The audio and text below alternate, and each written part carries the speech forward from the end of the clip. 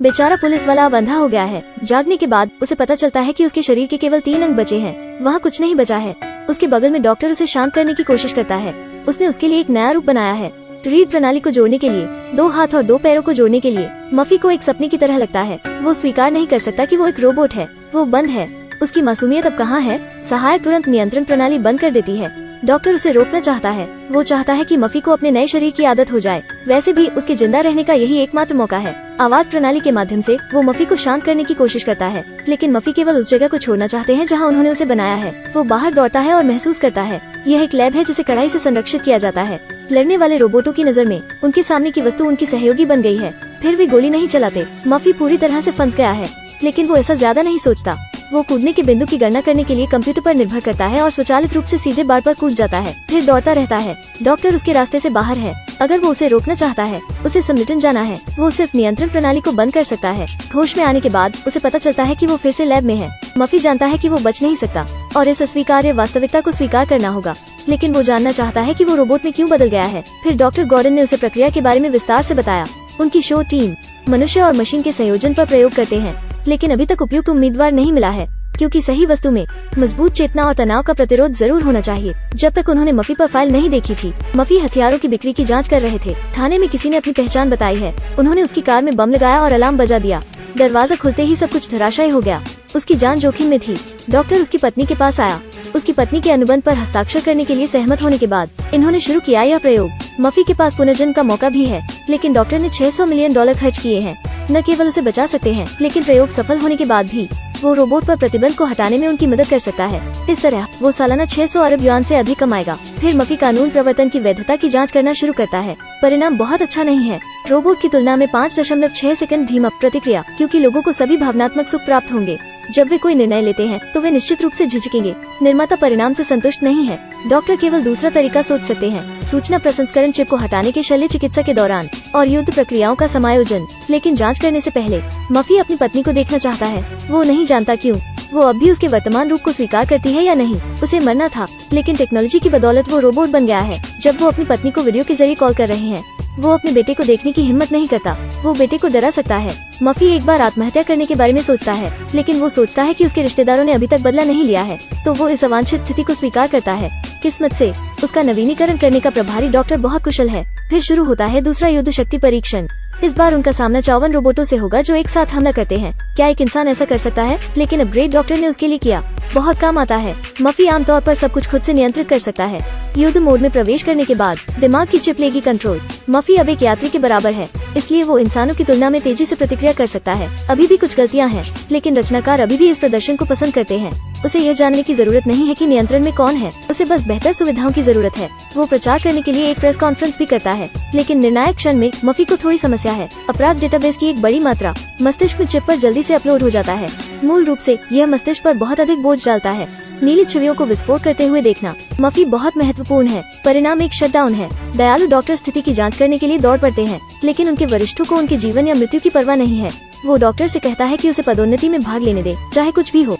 Doctor बेबस हैं, क्योंकि वे सभी गोल्ड स्पॉन्सर हैं, तो उसे एक बी योजना के साथ आना होगा। वो मफी के डोपामाइन को 30% से घटाकर 2% कर देता है, तो भले ही कोई समस्या हो तो उसके पास अभी न कोई भावना है, न ही किसी बात पर प्रतिक्रिया। भले ही वो अपनी पत्नी और बच्चों से मिलता है, फिर भी वो उनकी ओर नहीं देखता। यह है रोबोट की स्थिति। यहाँ तक वो बॉस के हाथ मिलाने को भी इग्नोर कर देता है। उसे केवल भीड़ में अपराधियों को स्कैन करने की चिंता है। नतीजतन भीड़ में वास्तव में एक बदकिस्मत व्यक्ति है। यह एक गंभीर अपराधी है जिसे 6 साल से छुपाया गया है।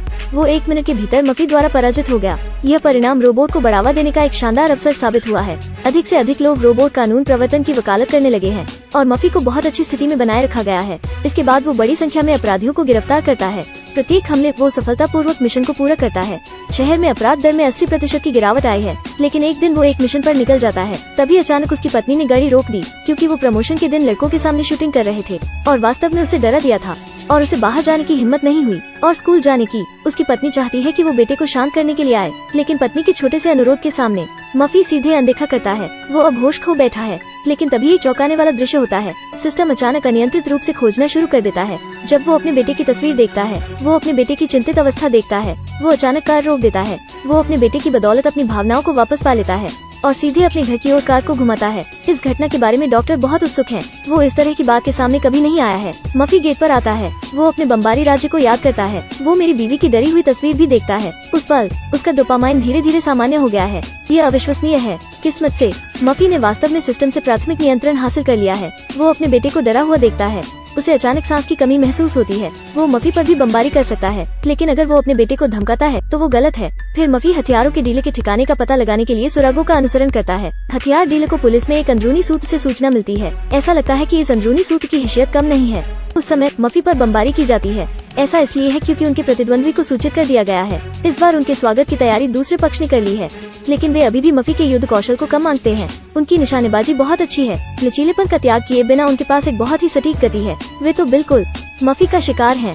शीघ्र ही उसने आखिरकार उस व्यक्ति से निपटा है जिसने उस पर बमबारी की थी। इसके अलावा लोगों को बंदूकें बेचने वाले कुछ पुलिसकर्मियों के उंगलियों के निशान भी मिलते हैं। सामना करने के लिए पुलिसकर्मी को खोजने के लिए वो वापस पुलिस स्टेशन जाता है। उनमें से एक सबूत देखता है।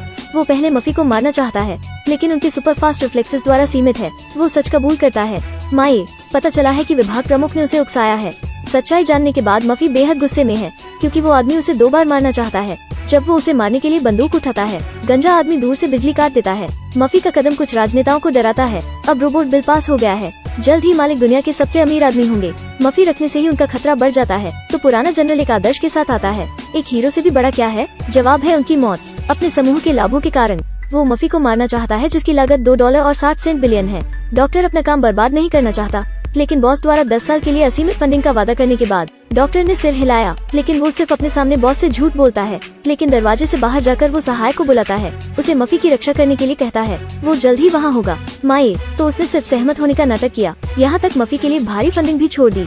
सहायक ने सैनिकों की तलाशी में देरी करने की पूरी कोशिश की। फिर डॉक्टर मफी को बचाने के लिए अपनी जान जोखिम में डालते हैं और उससे कहता है कि बॉस उसे मारना चाहता है। यह मफी को गुस्से में लाता है। वो डॉक्टर की अस्वीकृति को अनदेखा करता है। वो अकेले बॉस के घर जाता है। डॉक्टर को चिंता है कि अकेले उसे कुछ हो जाएगा। वो जल्दी से समर्थन के लिए मफी के पूर्व साथी से मिलने आता है। इतना महान साथी, मुझे एक हाथ दो। मफी कार को सीधे इमारत में चलाता है। वो लक्ष्य को हिट करने के लिए स्थिति पर निर्भर करता है और दुश्मन से निपटने के लिए दूसरे की मारक क्षमता का इस्तेमाल करता है। फिर ध्यान से कूद बिंदु की गणना करता है। दूसरे रोबोट के लिए दौड़ता है। अपने मुख्य बिंदु पर सटीक निशाना लगाता है। रोबोट का सिस्टम टूट गया है और मफी के साथ इमारत से नीचे गिर जाता है। हालांकि कूल एक्शन, लेकिन उनके बाएं हाथ पर पड़ा है। 2 अन्य रोबोट धीरे धीरे आ रहे हैं। उसे उस हाथ को खुद तोड़ना है और भागना है। सबसे पहले उसे एक अनुकूल स्थान खोजना होगा, वरना इन दोनों की मारक क्षमता भी बहुत भयंकर है। एक कोने में प्रवेश करने के बारे में। फिर वो एक तोप की चपेट में आ जाता है। फिर पागलों की गोलियों की चपेट में आ जाता है। उसे लगता है कि वो इसे बर्दाश्त नहीं कर सकता, लेकिन सौभाग्य से उनके सहयोगी समय पर दिखाई देते हैं। सबसे पहले ड्राइवर एक कार दुर्घटनाग्रस्त करता है। फिर मफी के सामने ब्लॉक करने के लिए अपने शरीर का उपयोग करता है।